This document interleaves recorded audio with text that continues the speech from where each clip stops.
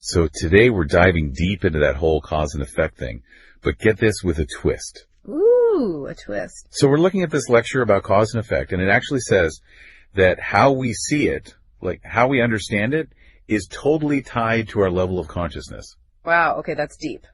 So like how aware we are changes how we see cause and effect. Yeah, basically. And the lecture even says that people with like a really basic understanding of the world and then people who've reached some super advanced state of consciousness, they both kind of see a world without cause and effect, but like for totally different reasons. Give me an example. How could both of those groups see the world that way?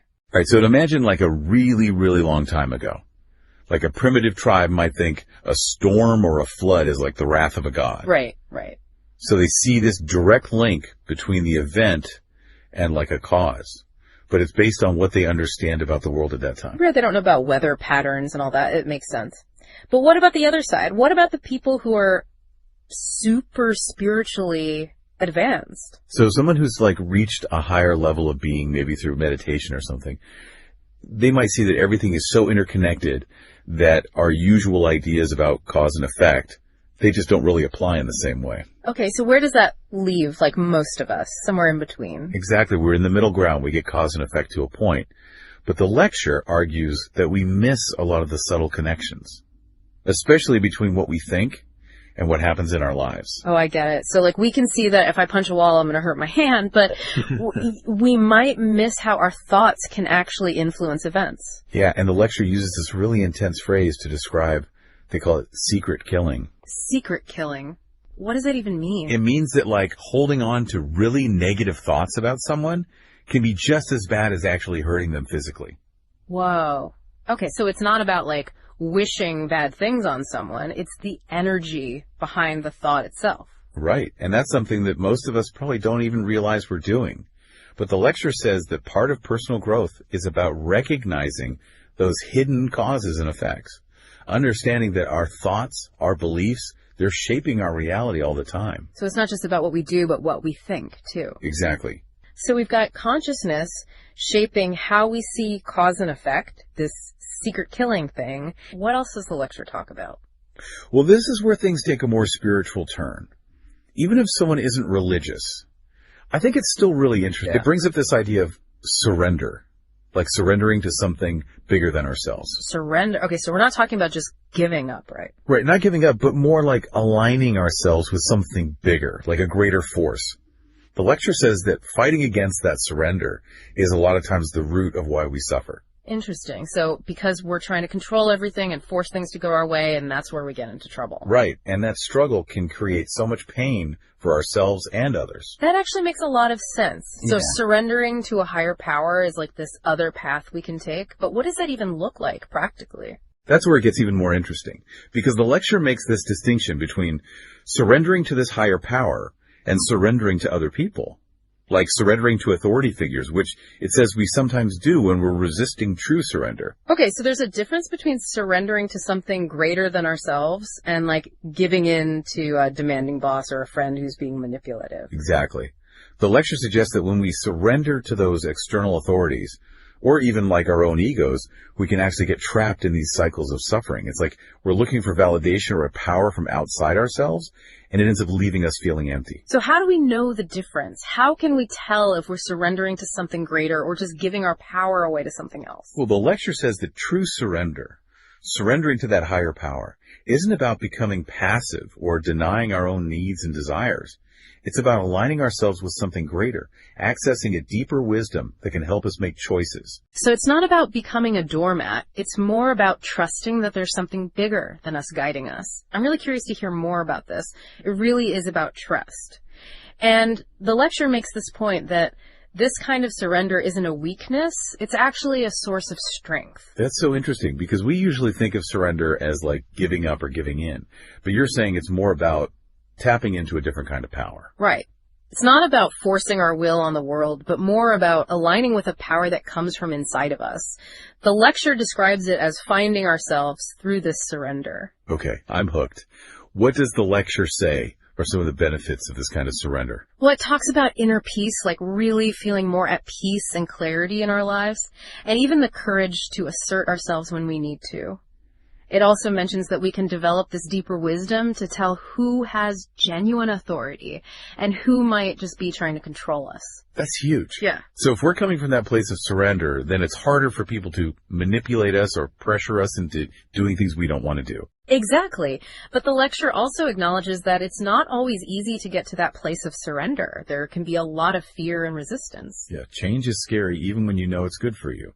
Totally. And that's where the lecture brings up this idea of positive aggression as a really important part of the surrender process. Positive aggression? Wait, how can aggression be positive? I know, right? It seems kind of contradictory. But the lecture says that this isn't about being aggressive toward other people. It's about having the guts to stand up for ourselves, set boundaries, and make choices that align with who we really are, even when it's hard. So it's not about anger. It's more about that inner strength to make positive changes. Exactly. And the lecture makes a distinction between this positive aggression and what it calls destructive rebellion, which is what happens when we resist surrendering to something bigger than us. So there's a difference between acting from a place of fear and anger versus acting from a place of like empowerment and alignment with our true selves. Exactly. And this is where the lecture ties it all together. It suggests that when we lean into this surrender and allow ourselves to be guided by something larger, we start to move through life with more clarity and purpose. We figure out when to take action, when to let go, and how to handle challenges in a way that feels better. So it's like we're tapping into a different way of living where we can handle all the ups and downs of life with more grace and self-awareness. Exactly. The lecture actually describes it as living from the center, which I love. I think it really captures what's possible when we understand ourselves and our place in the world on a deeper level. Living from the center. That's a powerful image. It sounds so balanced. So how do we actually get to that point? What are some practical things we can do to start living that way? I think that's the million-dollar question. And I like that the lecture doesn't try to give us some simple 5-step plan. It's not about checking things off a list. It's about cultivating awareness of ourselves and how we show up in the world. So it's more about changing our perspective than changing our circumstances.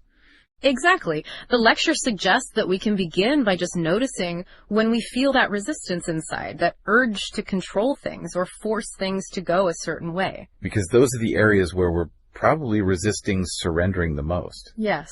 And it could be in our relationships at work or even just in our own thoughts and emotions. Because the key is to catch ourselves in those moments and choose to do something different. Yes. And the lecture makes it clear that it's not about beating ourselves up for having those reactions. It's about being kind and curious with ourselves. We're all a work in progress, right? Exactly. And as we start to see those patterns of resistance, we can try out different ways of responding. Like we talked about earlier, we can ask ourselves, what if I'm wrong? Or what if I let go of the need to be right? Those are tough questions to ask ourselves. But I see how they can change our perspective and help us see new possibilities. Right. And the lecture says that it's not about judging ourselves for our struggles. It's about being willing to learn and grow. It's about recognizing when we're holding on too tight and asking ourselves, what would it look like to just let go a little? Exactly. And it suggests that when we practice this in our daily lives, we start to experience things differently. We tap into our own inner wisdom more, and we learn to trust that things will work out. It's like we're shifting onto a different frequency, one that helps us handle life's challenges with more grace and purpose. Yes, and remember, this isn't about being passive or denying what we need. It's about aligning ourselves with something greater than us and trusting that to guide us. So it's less about giving up and more about showing up. Yes. Showing up with courage and compassion and a willingness to trust the process even when it's hard. This has been such a thought-provoking conversation. It's really shifted how I think about cause and effect. It's not just about what's happening externally, but also about understanding our own consciousness, the power of our thoughts, and how surrender can actually be transformative. I agree. And I love that the lecture doesn't give us all the answers. It gives us something even better questions to ask ourselves as we navigate our lives. It's really interesting to think about those moments where we're holding ourselves back by trying to control everything. Yeah. I know I've been there, like when I try to force something to happen, Right. And it just creates more problems and stress. Absolutely. The lecture actually uses this great metaphor to illustrate that. It compares it to a river, like a river flows so naturally until it hits something that blocks it. So it could be a dam or like a narrow channel or even a bunch of rocks piled up. And that blockage, that's where the trouble begins. The water gets all turbulent and backs up, and sometimes it even bursts through with all this force. Wow. Yeah, I can picture that. So you're saying that when we try to control things in our lives, those are like the blockages in the river. Exactly. And just like that river, when we do that, we create all this unnecessary turmoil and struggle in our lives. So it's about learning to go with the flow, more like trusting the current, and being able to navigate around those obstacles in a smoother way. But that's easier said than done. It's not always easy to let go of control, especially when things feel uncertain. You're so right. It definitely takes practice. And the lecture acknowledges that. It doesn't give us some magic formula, unfortunately. Yeah, no magic formula for life, huh? Right. But it does give us some really good insights. It suggests that instead of trying to change everything on the outside, we can focus more on our inner world. So less about manipulating our external circumstances and more about understanding what's going on inside of us. Exactly. It all starts with just noticing when we feel that resistance, that urge to control or force things to be a certain way. And that resistance can pop up anywhere. In our relationships at work. Oh, yeah, for sure. It can even be in how we react to our own thoughts and emotions. So it's about recognizing those moments where we're being reactive and then making a different choice. Exactly. And the lecture makes a good point here. It's not about judging ourselves for having those reactions. It's about being curious about them and being kind to ourselves. We all have those moments. We're all a work in progress. Exactly. And once we start to see those patterns of resistance, then we can start to experiment with responding in new ways. Like we talked about before, we can ask ourselves things like, what if I let go of the need to be right? Or what if I chose trust instead of fear? It's about being open to new possibilities. I love that. Me too. It's about creating space for something new to come through, something that's more in line with living from the center. This has been such an eye-opening deep dive. It's really given me a lot to think about. This whole idea of cause and effect, it's not just about external events, but also about understanding our own consciousness and the power of our thoughts and how surrendering can actually be a really good thing. I couldn't agree more. And I think what's so great about this lecture is that it doesn't try to give us all the answers. It encourages us to keep asking questions and to really explore these ideas for ourselves. Absolutely. So as we wrap up, here's something for everyone listening to ponder. What are some subtle ways that you might be resisting surrender in your own life? And what would it take to let go of control just a little bit and trust the process a bit more? Until next time, keep exploring, keep questioning, and keep diving deep.